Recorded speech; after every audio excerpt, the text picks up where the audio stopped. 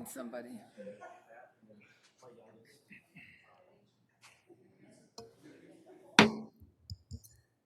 The Tuesday, July 16th, 2024 meeting of the Eden Prairie City Council is now called to order. Please rise for the Pledge of Allegiance. I pledge allegiance to the flag of the United States of America and to the republic for which it stands, one nation, under God, indivisible, with liberty and justice for all.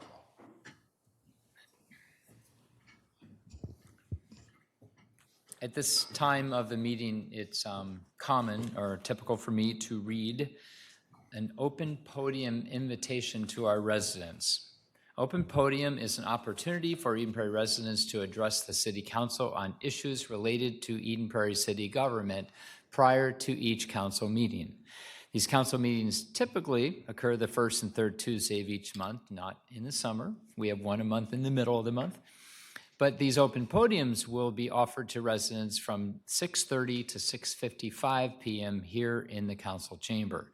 If you wish to speak at open podium, please contact the city manager's office at 952-949-8412 by noon of the meeting date with your name, your phone number, and subject matter so we can be better prepared for you. Open podium is not recorded or televised. If you have questions about open podium, please do contact the city manager's office. So, Mr. Getcho, tonight we do have the People Fest proclamation. Do you want to make any comment about it prior to me reading the proclamation? Actually, Mayor, I'd like to turn things over to our Park and Recreation Director, Amy Markle, and I think she has some comments before you read the proclamation. Perfect. Amy. Yeah, thank you, Mayor and Council. We are excited that People Fest is coming up. It falls on July 28th through August 4th, and it's a free community event where we have activities going on throughout the week. We encourage community to check out music, food, dance that we'll have out at Starring Park. We also have movies. People are encouraged we have field trips to come on those. We also would love to see people check out many of our historic sites that are found throughout the city. Again, all the activities are free and you can find them online on our website, and hopefully we'll see you out at the park. Great, thank you. And I always forget, I feel like People Fest was named by somebody pretty famous and someone I know. Who might that be? Councilmember PG Narayan, I believe, actually coined this phrase or this name for it, so that's pretty cool. Well, I'm going to read the proclamation. Proclamation, City of Eden Prairie, Hennepin County, Minnesota, People Fest Week. It's got a few whereas statements here. Whereas Eden Prairie is a community composed of people from many backgrounds, races, ethnicities, abilities, and identities. And whereas we are a city that is committed to the promotion of diversity, equity, inclusion, and belonging, and whereas our community is more vibrant because of our diversity, and whereas cultural sharing leads to greater understanding and appreciation, and whereas People Fest, a community celebration of culture, is an annual week-long celebration that honors and celebrates the range of traditions that tell the rich story of our community. And whereas People Fest offers many free opportunities to experience culture through stories and food, music, dance, visual art, and more.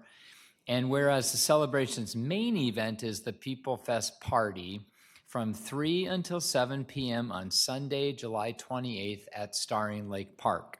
And whereas the People Fest Party includes live music, dance performances, demonstrations, and art experiences, as well as booths with a variety of cultural and educational organizations sharing their stories, activities, and outreach. Now, therefore, be it resolved that the Eden Prairie City Council encourages everyone to take part in this community celebration of culture. And further, the Eden Prairie City Council does hereby proclaim July 28th through August 4th, 2024 as People Fest Week here in Eden Prairie. Ronald A. Case, Mayor, on behalf of Kathy Nelson, Mark Freiberg, PG Narayan, and Lisa Toomey. Thank you. It's really a great event. We have a lot of great events in this city. We really do. I know every city has their particular lists, but I'm super proud of Eden Prairie's, and I think it's just a lot of fun. It's in the long list of great amenities that we have here in the city. Councilmember Ryan. Oh, did you? I thought you just. No. Oh, you No, just I- hit the. no, no. Okay. Anything else? Councilmember Toomey. Oh, well, you. So, You're- Mayor, I just thought I mentioned, I think back to the last council meeting, and I think I did in June, I did a rundown Oh, yes. of, what was coming up, and we talked about July 3rd and July 4th and some of the different events. And as you know, July 3rd happened, and we had a one-of-a-kind drone show. July 4th did not happen, and our plan is at some point within the next week to be able to announce that it won't be the same exact event, but to at least have the music and the fireworks and some food back at Round Lake, kind of a makeup July 4th event at the end of August. Details to come, but we do want to be able to make that up to the community. It'll be very similar, but it won't be the same exact event. It'll be most likely only in the evening. But look for information on that. That'll be coming out soon. And as you know, you just talked about People Fest, and we have a couple different events coming up at Lake Riley, and we'll have Arts in the Park. So as we like to say, if you look at the city calendar, when you think about the music series and the Eden Prairie Players, some of the kids' activities, there's something going on 4 to 5 days every week. And to find out information on this rescheduled date, stay in touch with us through our website and or Facebook, and we'll have information out fairly quickly, imminently, and as you said, in the next week or so. And just to let people know, I mean, that the big exciting part of July 4th, really to me, but I think to many people, is Free and Easy, the band, and the incredible fireworks show. And so both of those have been rescheduled for another night yet to be announced, but it's coming soon. You'll hear about it within the week. So we're really excited about that. Again, at Round Lake Park, I believe food trucks, I believe or at least some desserty something. I don't want to give too much away. I'll let Amy get that out online. But so we're pretty excited about that. And then just again in the spirit of talking about all the kind of fun things going on in our parks, we have 2 events this summer at Riley that we're calling Picnic in the Park. Mr. Getchell, did I say Picnic it? on the Farm. Picnic on the Farm. I was going to try to memorize that. Picnic on the Farm. And celebrating not only Riley Park, but our history. And we, some of you may not be aware, but Eden Prairie has 3 original log cabins that were constructed in the 1850s that are still in existence. 2 of them are privately owned. I won't give addresses away, but one of them is at Riley Park, next to the barn and next to the brick, Shakopee brick farmhouse from the 1870s. But so at the log cabin will be some fun activities and celebration again of our history from way back in the 1800s. So we're excited about these 2 fairly newer type activities, I believe. Picnic on the Farm, one in July, one in August. So again, go out on our website, go out Facebook, and you'll see more about all that. Amy, do you want to add anything that I don't want to, well, I am stealing your thunder, but do you want to add anything to that? Sure. The first Picnic on the Farm is going to be next Wednesday night from 6 to 8 p.m. We'll have a pizza truck there so people can spread out a blanket, bring chairs, and enjoy a pizza meal, and we'll have drinks for people.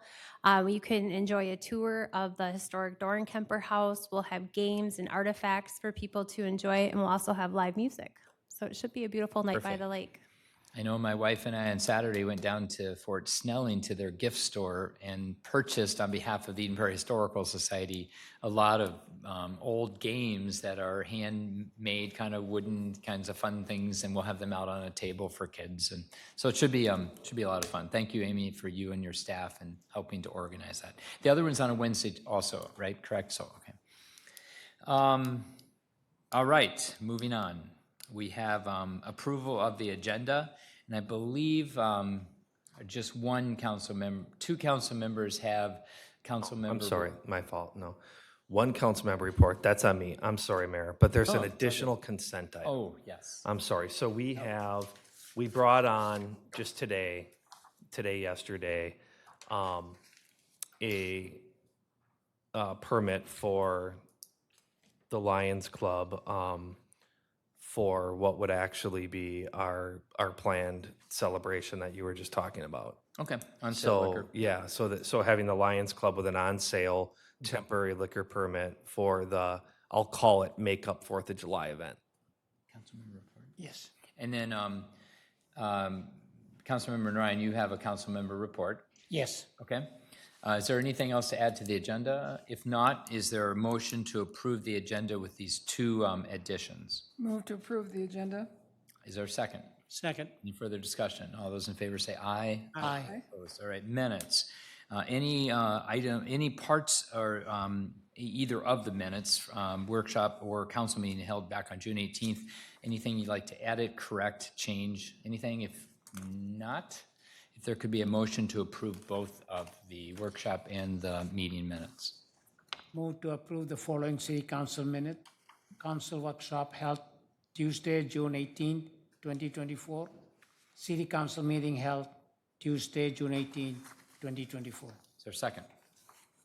Second. So any further discussion on editing or correcting those minutes? If not, all those in favor of accepting them, say aye. Aye. Opposed? All right. So moving to consent calendar, for those listening from home, consent calendar is usually a listing of items that are fairly routine housekeeping, perfunctory, but nonetheless need to be passed by the council. Council, you have the rights, of course, to pull any of them for further conversation, discussion, or clarification. Anybody want to question or pull any of these items? Thank you, Mayor. I'd like to pull, I believe, when I talked to Mr. Gashon as R. Which one?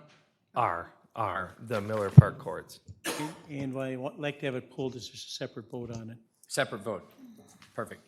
So if there's a motion to approve A through W minus R, and then we'll vote on that. I'll move to approve items A through W with the exception of item R on the consent calendar. Is there a second? Any further discussion? All those in favor say aye. Aye. Aye, opposed. Okay, Council Member Freiberg, go ahead. Ask your question or ask for clarification.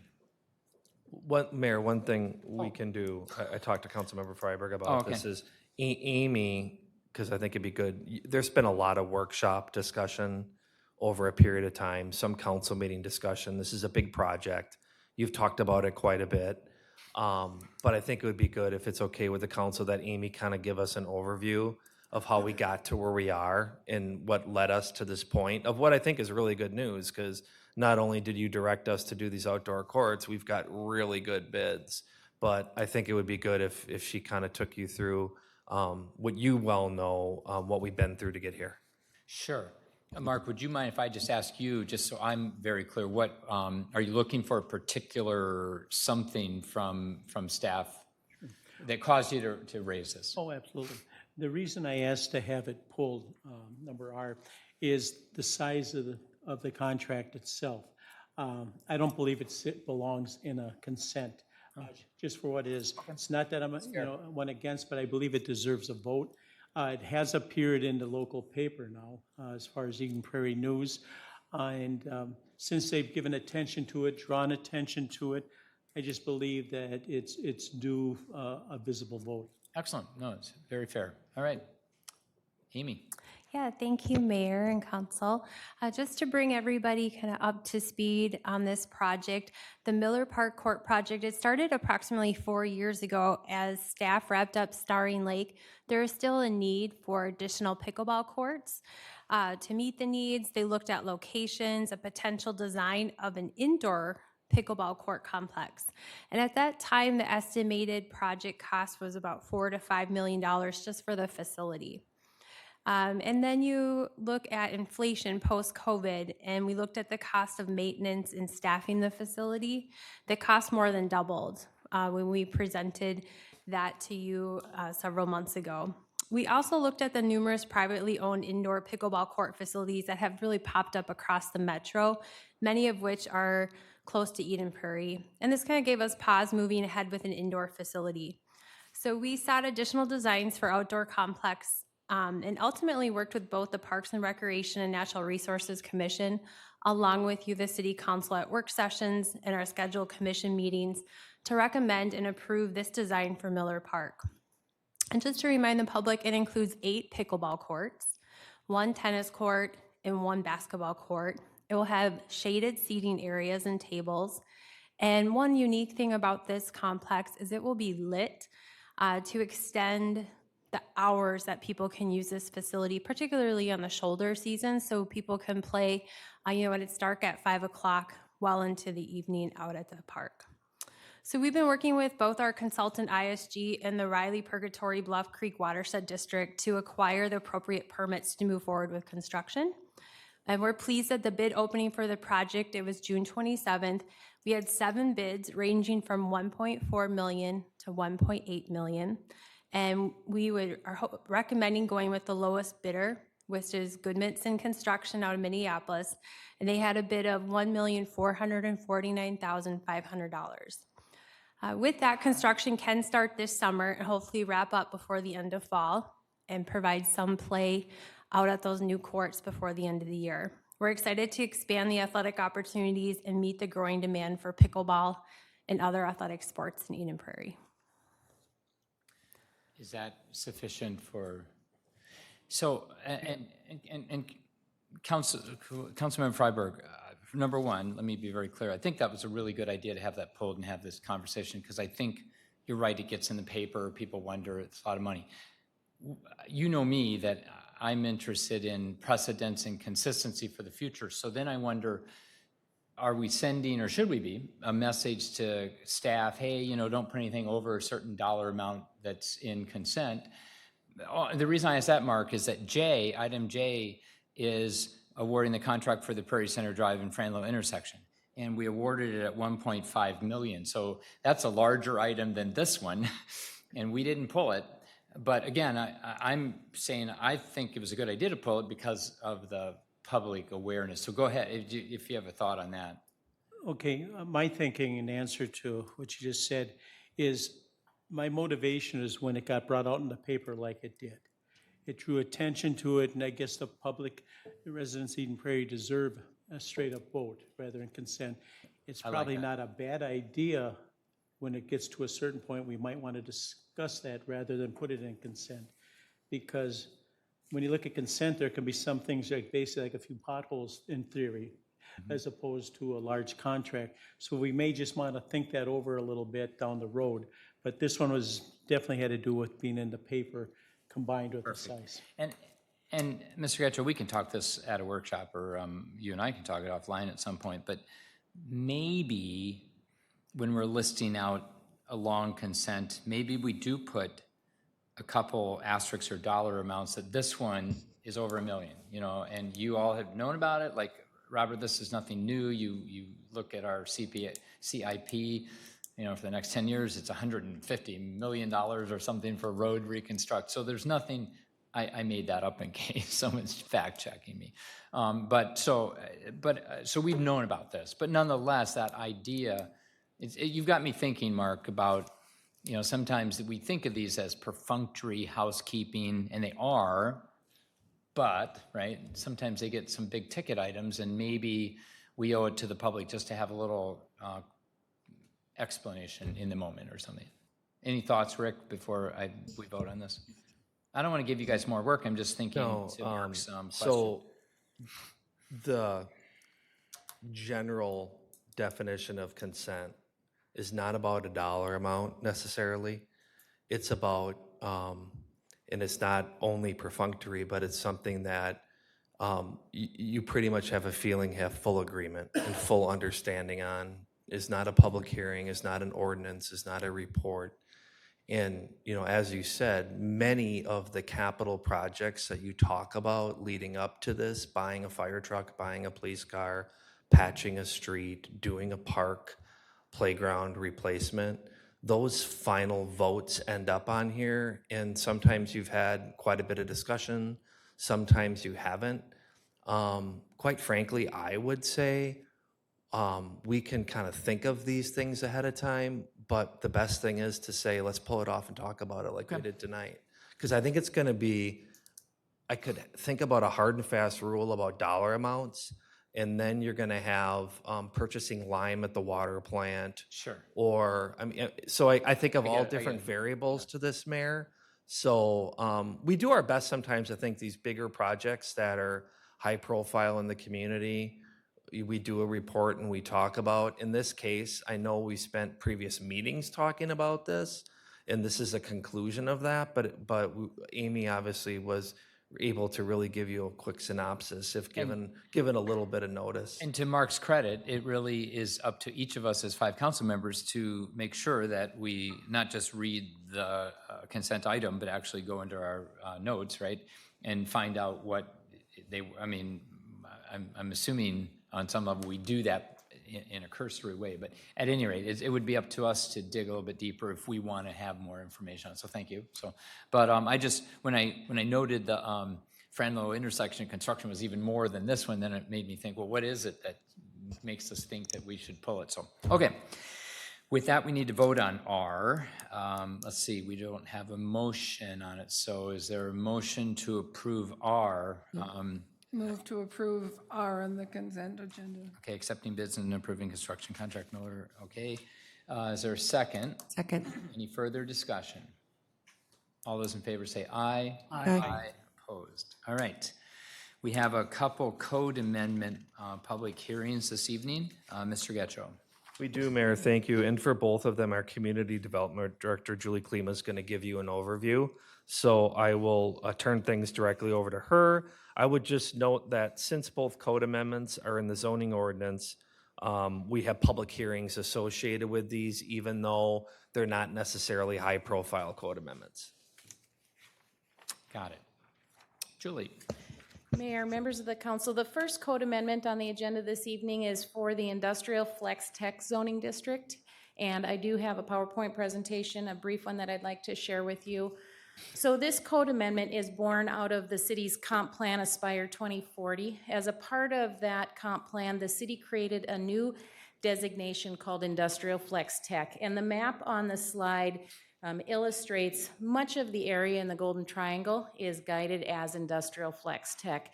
At the time that the Golden Triangle developed, industrial standards for development were much different than they are today. Those uses have evolved over time, and the designation is really intended to provide more flexibility and reflect modern conditions for those employment uses. So as a part of not only providing that flexibility and ability to adapt to market conditions, it also would promote a streamlined review in what staff is proposing. So we are proposing to remove the cap on office uses in the I-2 and the I-5 zoning districts. In both of those districts right now, by code, property owners are allowed to have 50% of their building as office use. As you know, sometimes waivers come in through the PUD process where folks ask to increase that. So by having this cap removed, there would be more flexibility to adapt in the moment and not add process. In addition, the flex service zoning district also has a cap on office use at 15% of floor area. The only zoning district from an industrial standpoint that would maintain that 50% cap is the I general zoning district. That is intended to be the city's more heavy industrial zoning district, and there are only, I'm going to say, a handful of parcels within the city that are zoned I general. So that, in a nutshell, is what this code amendment allows for and provides consistency with the comp plan policies. And Julie, relative to the, what was the legislative bill? They were missing middle bill. Trying to kind of push cities to allow more residential into their commercial areas, which did not pass. However, we do that here in Eden Prairie Lot. So let's just say one of these I-2 or I-5 or flex properties came up and an apartment building was proposed. It would simply go through our process, and we would look at it as a council and see if we wanted to change zoning and look at, this would not impact that in the slightest. Correct. Process. It has no bearing on that whatsoever. Okay. Council, any questions before I open it up to public hearing? Okay, if not, this is a public hearing. Is there anyone in the audience wishing to address this code amendment, Industrial Flex Tech, by the City of Eden Prairie? Please come forward. Seeing no one, council is, you can still ask questions after we vote or after we go ahead and make a motion. So is there someone that would make a motion, and we'll get a second? Move to close the public hearing and approve the first reading of an ordinance to amend City Code Chapter 11 related to office uses in the industrial and flex service zoning district. Is there a second? Second. Is there any further discussion or questions? All those in favor say aye. Aye. Opposed? Okay, on to the next code amendment. Mayor, members of the council, the second code amendment this evening is for the RM 2.5 zoning district. That is the city's high-density residential zoning district, and I do have a PowerPoint presentation for that as well. This code amendment addresses landscaping requirements for that zoning district. So as you might recall from the development project review, the city has landscaping requirements that are based on the size and scale of a building, and then separate and distinct from that are the city's tree replacement requirements. So this does not propose to adjust anything with regard to the tree replacement requirements. It only addresses landscaping. And prior to 2016, the city only allowed trees to count towards a landscaping requirement throughout the city. In 2016, you might recall, we went through the process to create design guidelines, and as a part of that, there were a handful of code amendments that were instituted, including a major overhaul of the landscaping. At that time, we decided to add in the opportunity for things such as perennials, planting beds, and shrubs to count towards that landscaping requirement.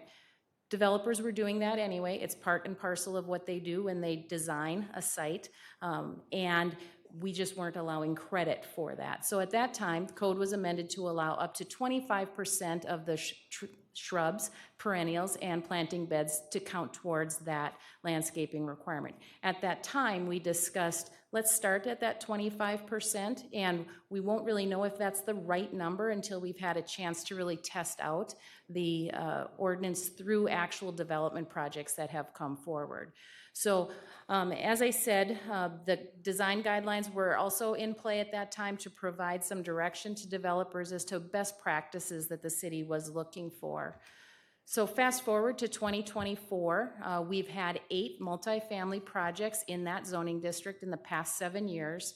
7 of those projects have had a floor area ratio of 1 or greater. Floor area ratio compares the amount of floor area to the size of the lot. So we're talking about projects that have very tall, expansive buildings on smaller lots. And so many of those projects, 6 of them, have received waivers from the landscaping requirements, in part because they just don't have enough room to put all of the trees and that would be required with only a 25% credit for the shrubs and perennials. So infill projects with those large buildings and small sites are really kind of that pinch point, if you will. So staff is recommending that we allow a greater percentage of the required caliper inches to be substituted by those planting beds, shrubs, and perennials. What we're not proposing it across the board in the RM 2.5 zoning district, only those projects that have a floor area ratio of 1 or greater. And then in addition to that, you can see the 7 design guidelines listed below. The development would have to prove that they are meeting 5 of those 7 design guideline requirements. So you wouldn't just be able to come in and blanketly count 50% of the landscaping. You would have to meet these other standards as well. And with that, I'd be happy to answer any questions that you might have. I have a quick question. Is this comparable to what other cities are doing right now? Mayor, members of the council, I would say yes, that it is. Of course, every city has their own flavor and flair of how they address landscaping within the city, but many of them do, yes, include increased credit for the landscaping. We wanted to, in 2016, take a more conservative approach to that and see how it looked and how it worked in actual test cases. Councilmember Nelson. I must say that I've liked the additional landscaping and flowers and flowering bushes. It gives a nice look to the city, makes it look a little more home-like to the big buildings. And I like this a lot and would like to encourage them to do a lot of that kind of thing, as it seems to keep the look of the building better and a little more home-like at the same time. So I'm certainly not opposed to this, and I agree with Councilmember Nelson. I think it could have some positive outcomes. I do wonder if we're getting the landscaping in a way already, plus we were getting trees, and on those sites with the ratio of 1.0 or greater, not enough room to put trees on, weren't we still getting cash in lieu of in terms of going toward the trees, and then we could use those elsewhere across the city? So we're not going to be getting that, because now... Julie we will be getting that, but Julie can answer that. It's not related to the tree replacement. Mayor, members of the council, Oh, so it's only the landscaping tree piece of it. yes. Got it. Yes. Thank you. The I tree get it, I get it. replacement I get payment in it. lieu option is still on the Get it. books, remains unchanged. This is just for the landscaping requirement, Okay. the number of trees that are planted as a part of the landscaping requirement. Do we still have flexibility? I'm thinking of the Ellie and the border, their southern border along the Smith Cafe line, that I was hoping to have a lot of trees in there, just plastered trees. And do we still have that flexibility to, and I don't think we got enough, my personal opinion, and do we still have the flexibility with a developer like of the Ellie to push a little bit back and say, we really want you to have more trees here within your 100% than just putting bushes or something? I mean, can we still have that conversation? Absolutely, Mayor, members of the council, and we do on a regular basis have those conversations with the developers, reacting to the specific conditions that exist for that particular proposal. What are the surrounding uses? How is that site laid out? Councilmember Freiberg. One thing that I really liked about it was in your presentation, it's not like someone can just come in, everyone is going to be carte blanche. You have to measure, am I right, 5 out of 7? Correct. Okay, that puts it at a pretty good, level. Still gives the flexibility, but a good cross-check for you. Thank you. I know our last project where we had a tree issue was not residential, it was commercial. It was up, Mr. Getchell, it was up, a part of, I didn't even know it was Eden Prairie. It was up in Opus. It was north of 62. The American Family Insurance At that point, we were trying, and Lisa, you had some issues and concerns that there just wasn't room to put trees in there, and yet you wanted more trees. But in that situation, again, is there no flexibility? I realize that's not tree preservation replacement, I get it. But is that a situation there might not even be enough room to put bushes? I mean, is there still a way that then that gets somehow in lieu of, and we can use that money for allowing these buildings on these sites that there's just not room to plant trees? Mayor, members of the council, in that case, when we're talking about landscaping solely, the relief measure would be a PUD waiver request. So the city does not accept a payment in lieu in response to a reduction in landscaping. That is only applicable in the tree replacement. So if somebody just truly didn't have enough room for trees or perennials, we run them through the PUD process. And I'm assuming that's incredibly rare, but. Okay, council, any other questions before we open up this to the public?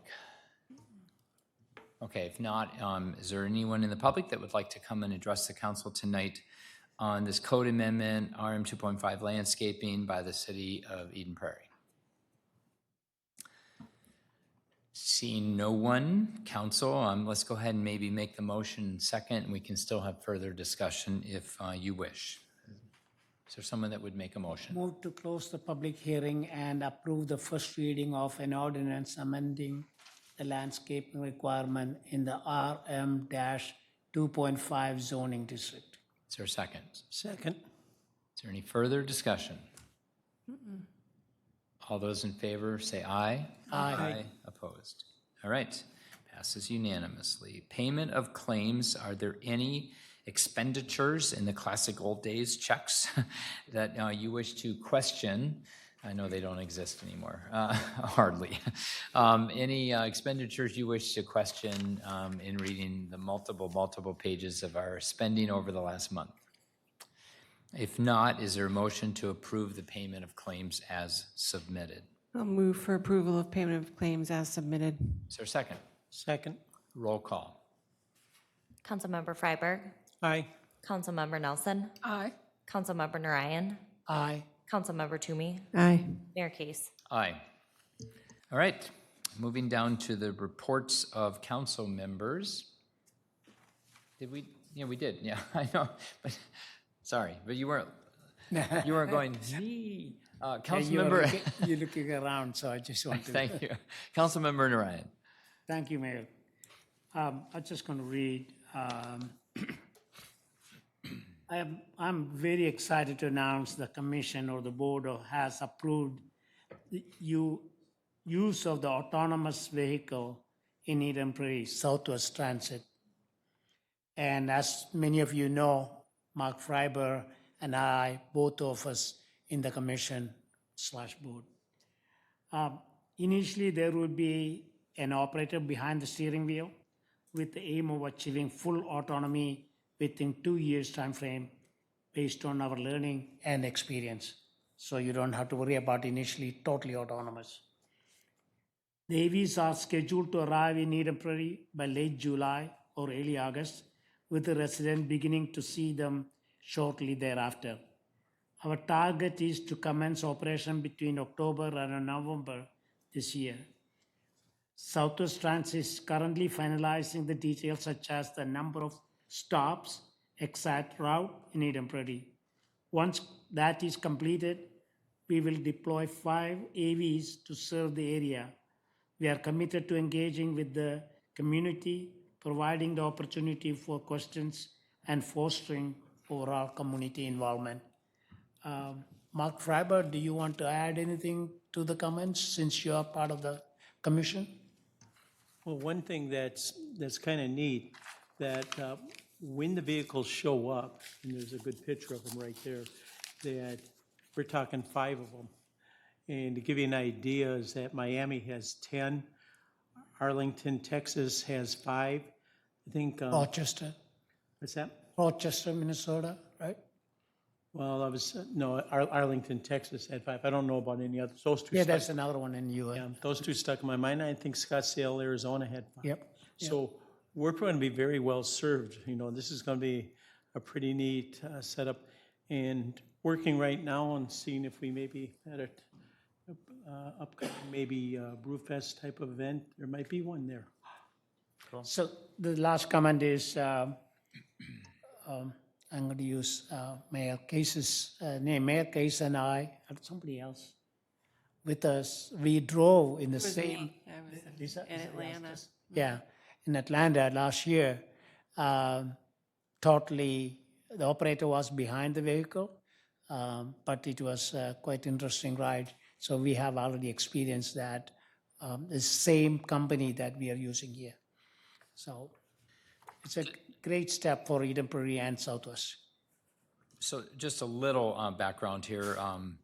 Southwest Transit is run by a commission of 7 members, 2 commissioners from Eden Prairie, 2 from Chaska, 2 from Chanhassen, and 1 used to be, I think, still rider representative. Is that accurate? It used to be around a $5 or $6 million, almost like a small city operation. I think it's probably similar. And they manage 10 now, 10 million. When I haven't been on it for a while. It's a really incredible organization. They win awards all the time as like one of the best transit agencies in the nation, and we have it right here in Eden Prairie. Obviously, with COVID, changing dynamics, people not going downtown as much, the express bus not being as filled, The Southwest Transit, there's still great needs out here for people, especially from an equity standpoint, to be able to get to jobs, to move around the city. And part of the problem was trying to fund, right, eventually, how you have these commuter circulating routes. And one solution, we're clearly as a society moving toward this artificial intelligence part of our life and our world, and these cars are phenomenal. So just, I think you said this, I just want to underscore that there will be a driver in each of these vehicles for a while, quite a while.